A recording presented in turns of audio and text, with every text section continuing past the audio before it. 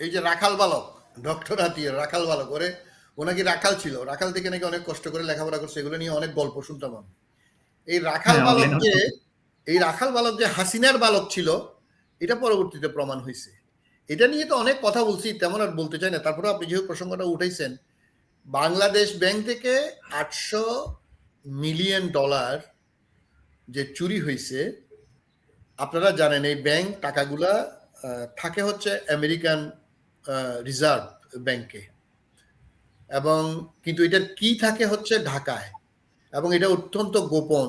এসব কি এবং পাসকোড বিভিন্ন ভাবে কয়েক স্তরে এটা অত্যন্ত গোপনীয়ভাবে কনফিডেন্সিয়ালি এগুলো সংরক্ষণ করা হয়। তাহলে আপনি যদি একটু ভাবেন, এখানে এমন না যে আপনি একটা এটিএম কার্ডের পাসওয়ার্ড জেনে গেলেন, আপনি এটিএম এ কি বলে কার্ডটা ঢুকে টাকা নিয়ে, এটা ব্যাপারটা সেরকম না।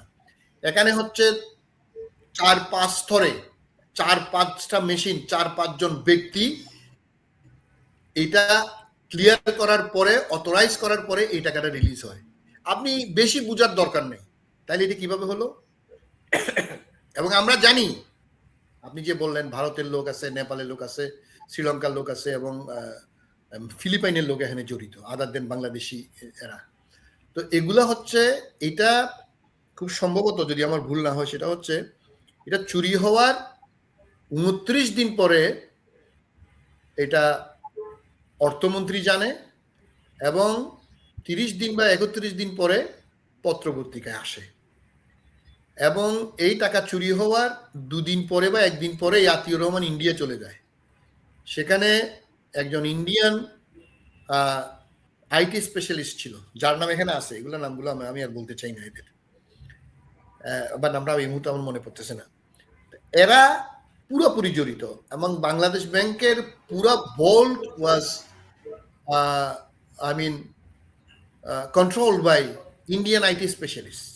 তো এই যে দেশটা, আপনি যে বাংলাদেশ ব্যাংকের 800 মিলিয়ন বলতেছেন, পুরা দেশটাই তো হাসিনা ভারতকে ইজারা দিয়ে দিয়েছিল আনঅফিসিয়ালি। তো এখন এই যে রাখাল বালকের কথা বললেন, কত গল্প শুনছি এই রাখাল বালক কিভাবে পিএইচডি করছে গরু চড়াইয়া চড়াইয়া। হ্যাঁ, এখন গরু চড়াইতে গিয়েছে, এখন হাসিনার বালক হইয়া হাসিনার রাখাল হয়ে গেছে। এখন বাংলাদেশ ব্যাংকের রাখাল যখন উনি নিয়োগ হইল, এই রাখাল বালক এই কর্মটা করছে। এবং শুধু তাই না, এইটা যে এই যে 4-5 স্তরের পাসকোড, কনফিডেন্সিয়াল ইনফরমেশন দিয়ে এগুলো চুরি করা হয়েছে। এই যে আমাদের সেই সময়ের যে এই যে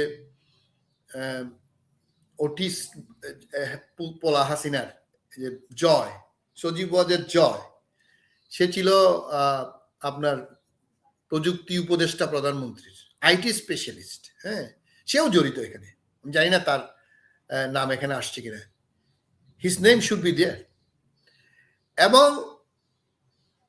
যারা যারা এই যে এখন যে চার্জশিট দাখিল করা হয়েছে, প্রত্যেকটা মানুষকে ধরতে হবে।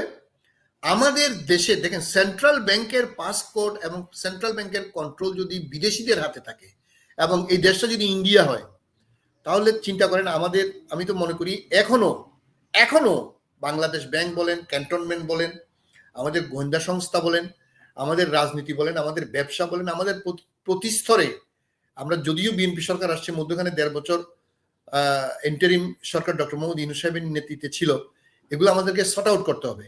আমরা বন্ধুত্ব চাই, কোন রকমের আমাদের ভিতরে ঢুকে আছে কিনা এদেরকে বের করে চরম শাস্তি দিতে হবে, সে যেই হোক, দেশি বিদেশি।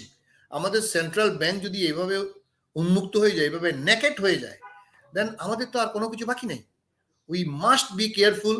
আদার দেন বাংলাদেশ ব্যাংক, আমাদের যে কেপিআই যেগুলোকে বলে, কি পয়েন্ট ইনস্টলেশন, এই কেপিআই গুলোকে আমাদেরকে অত্যন্ত কনফিডেন্সিয়াল আমাদেরকে সংরক্ষণ করতে হবে। এবং এই কেপিআই গুলো যদি আমরা সংরক্ষণ না করতে পারি, এই গোপনীয়তা যদি আমাদের না রাখতে পারি, এটা আমাদের দেশের সার্বভৌমত্ব, আমাদের নিরাপত্তা, এবং জাতি হিসেবে আমরা সারা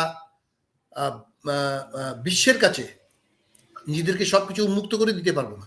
অ্যাটলিস্ট কিছু জিনিস আছে যেগুলা অত্যন্ত ক্লাসিফাইড ইনফরমেশন। এইসব classified information must be confidential.